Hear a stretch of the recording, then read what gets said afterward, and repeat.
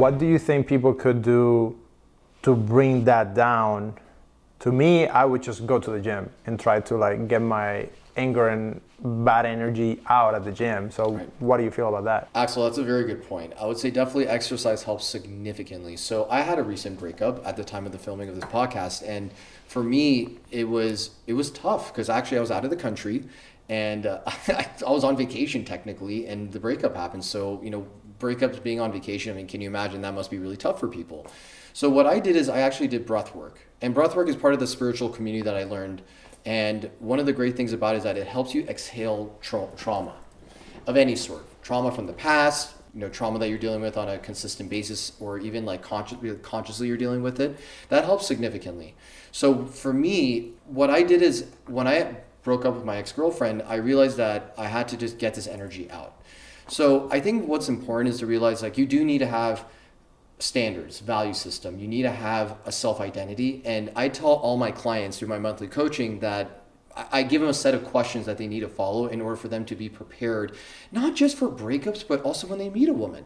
Because here's the thing, I was talking to a prospective client, and this one prospective client he didn't actually sign up with me because he was just like all over the place. And I wanted to be with someone who's really ready to work with me, right? He showed me, Axel, a list of red flags that this woman, why he should not date her. He's still with her. He's still entertained being with her.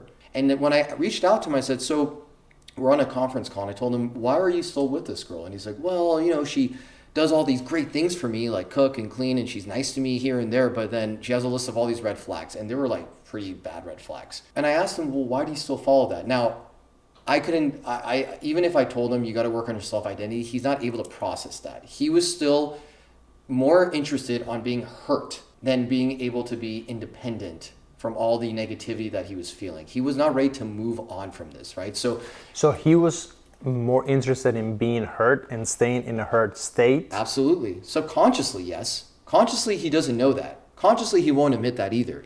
But on a subconscious level... That's very interesting. That's very interesting. And I can relate to that because like there are moments where if you have been hurt, the easy thing is to stay in that hurt for a little bit because you're almost like soothing yourself by telling you that you have been hurt or you're in this terrible situation, and you're almost like putting all the blame on external circumstances, other people, problems that are happening. But it's really hard to take ownership of, hey, this is your fault. But you also have the key and you have the way out. It's just like freaking hard to do it. Absolutely. So here's the thing. Going to the gym helps. Going out to the movies, it helps. Eating your favorite dinner, it helps. I had a mentor who helped me during the process of the breakup. I reached out to him and I told him, hey, here's what I'm dealing with. And I actually handled it pretty well. I mean, it was a sad moment for me, but I was able to handle it relatively well. I was very surprised. I was very proud of myself because I have overall a PMA, which stands for Positive Mental Attitude. That's what one of my clients just told me recently. He's like, hey, Cameron, you have great PMA. And he's from the military, so I didn't even know what PMA stood for. So once he explained that to me, I realized having a PMA, like positive mental attitude, is so key because it just helps you overcome anything, not just in dating, but life in general, right? Any kind of obstacles. So if you supplement exercise, you supplement it with like enjoying the things that you love to do. Like for me, I love to go out and I love to socialize with people. That helps me get my mind off the breakup because what am I gonna do? Stay in my Airbnb in Mexico and twiddle my thumbs the whole time and say, oh, poor me? Like that's worse. And then I start thinking about all this negative stuff. Yeah, I'm the opposite. I need to go into my dark room and just like be like we joke, Abraham and I, like whenever things are going bad, I enter this dark lord energy. Yeah, it's because I get good energy from people, but when I'm in a bad state and like in a relationship, you're having arguments and problems, I need to be alone. For me, you know what helps? Sleeping. I find a way to do something calm and then try to sleep. And I feel like the time that I spend asleep, when I wake up, it helps a lot to almost like reset. I don't know if it resets your chemistry, it resets like your mood. Sometimes it's bad, to be honest. Like if I'm gonna be frankly honest, sometimes you wake up and if you weren't able to really sleep and you were just tossing and turning and like you didn't really get rest, then you wake up and it's even worse. Or if you try to do it, like sometimes I would, like, my work is also very stressful. Right. So when you combine stress in your work life and stress in your Dating life, yeah.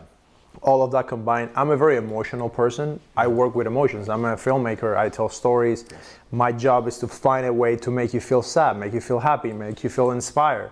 So that is my tool, but it's also really hard because anything that affects my emotions then affects my work and affects my relationships. So I have found that if sometimes you just need like a 30-minute nap, and I do it sometimes in the middle of the day. I just go and take a 30-minute nap, reset, then get a cup of coffee, and then try to use elements around me, like going to the balcony, hitting some sunlight, seeing the sunset, playing some music that takes me out of that state. That helps a lot. And it's interesting because sometimes when you have a different perspective and you change your mind state, everything then it becomes less problematic. There's a lot of content online about like breakup and do this and do that. I think what you were saying of the identity, that's probably something that I haven't heard a lot, because that determines how you move in life towards other things.